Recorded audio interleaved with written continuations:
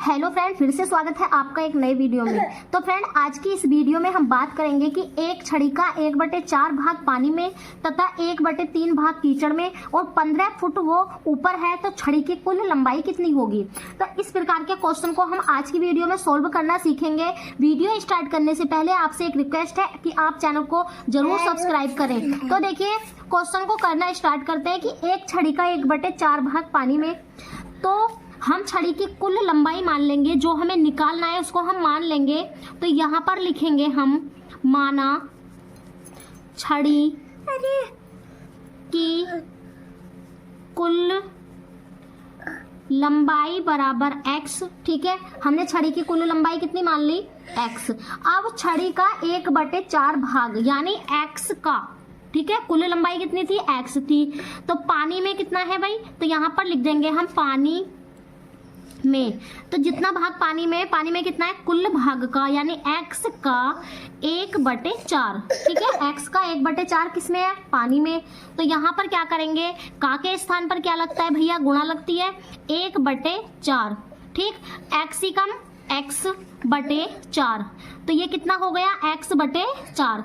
ये किसमें है, पानी में। अब इसके बाद क्या बोला है कि 1/3 भाग कीचड़ में। तो कीचड़ वाला भाग यहाँ पर लिख देंगे हम कीचड़ वाला भाग।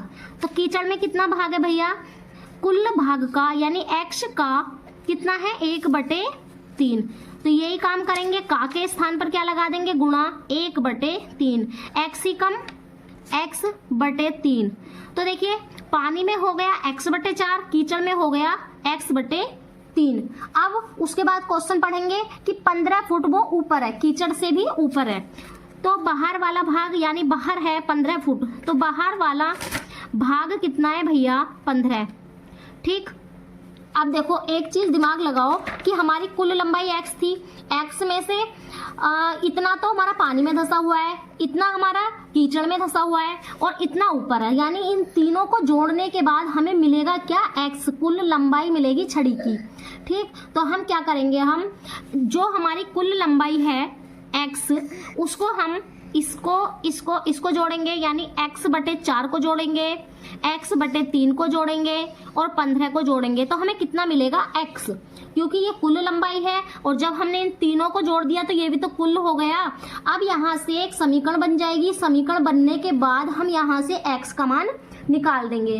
तो इस प्रकार के जो क्वेश्चन है सबसे पहले उनमें मान लेंगे। यहाँ पर छड़ी का भाग पूछा है, छड़ी के स्थान पर कुछ भी पूछ सकता है कि इतना भाग पानी में, इतना कीचड़ में, इतना ऊपर है, तो उसकी कुल लंबाई हम कैसे निकालेंगे। आपको सिर्फ मेथड सीखना है, जरूरी नहीं है कि आपके एग्जाम में यही क्वेश्चन आए, क्वेश्चन अलग भी आ सकता है। लेकिन सिर्फ अगर आपसे मेथड आता है, क्वेश्चन करने का तरीका आपको पता है, तो आप आसानी से क्वेश्चन को हल कर सकते हैं।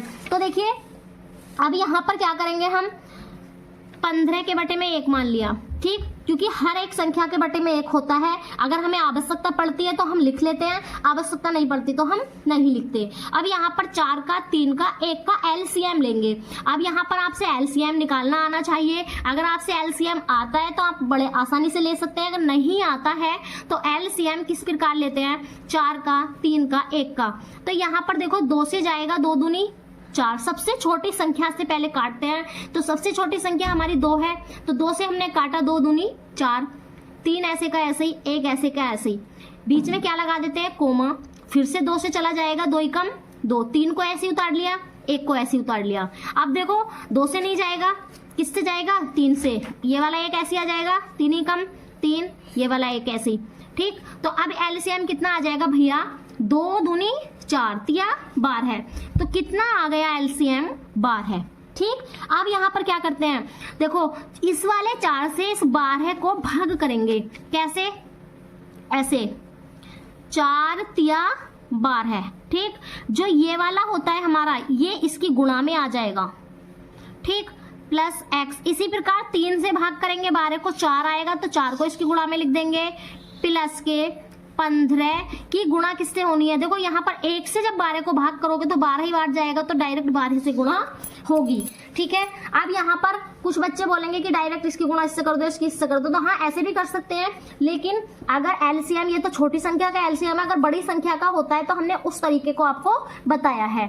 तो देखो अब गुणा कर लो 3 की x से, कितना हो जाएगा 3x। सॉरी यहाँ पर x चल रहा है, इसको साइड में ऐसे ही लिख देंगे। प्लस के 4x प्लस के 15 की गुणा 12 से करेंगे। देखो 15 दूनी 30, हासिल लगे 3, 15 ही कम 15 और 3 कितने हो जाएंगे 18। ठीक, बटे में कितना चल रहा है भैया 12 बराबर x। अब देखो इसके बटे में भी 1 मान लेंगे। अब यहाँ पर क्या करेंगे, तिरछी गुणा, 12 की गुणा x से हो जाएगी, 1 की गुणा इस सब से हो जाएगी। तो जब हम 1 की गुणा इस सब से करेंगे तो इतना ही आएगा। अब देखो यहाँ पर 4x में 3x जुड़ भी जाएगा, तो कितना x हो जाएगा भैया 7x प्लस 180 बराबर 12x। अब हमें x का मान निकालना है, तो देखो या तो 12x को इधर ले आओ या फिर 7x को इधर ले जाओ, यानी x वाले हमें एक साइड करने हैं। तो क्या करेंगे 180 बराबर 12x, इस वाले 7x को इधर ले जाएंगे माइनस में। तो जब हम 12 में से 7 को माइनस करेंगे तो कितना x बचेगा भैया 5x। इधर कितना बचा 180। अब देखो 180 हमें x का मान निकालना है, तो ये इधर किस में आ जाएगा भाग में, क्योंकि जो चीज गुणा में होती है वो इधर भाग में जाती है, जो इधर भाग में होती है वो इधर गुणा में आती है, प्लस वाली माइनस में, माइनस वाली प्लस में। तो इधर ये चीज गुणा में है तो इधर किस में जाएगी भाग में, बराबर x। अब इससे इसको भाग कर लेंगे, तो देखो 5 तिया 15, कितने बचे 16 17 18, यानी 3 बचे, 5 छंग 30। तो x का मान कितना आ गया भैया 36। ठीक, कितना आ गया 36।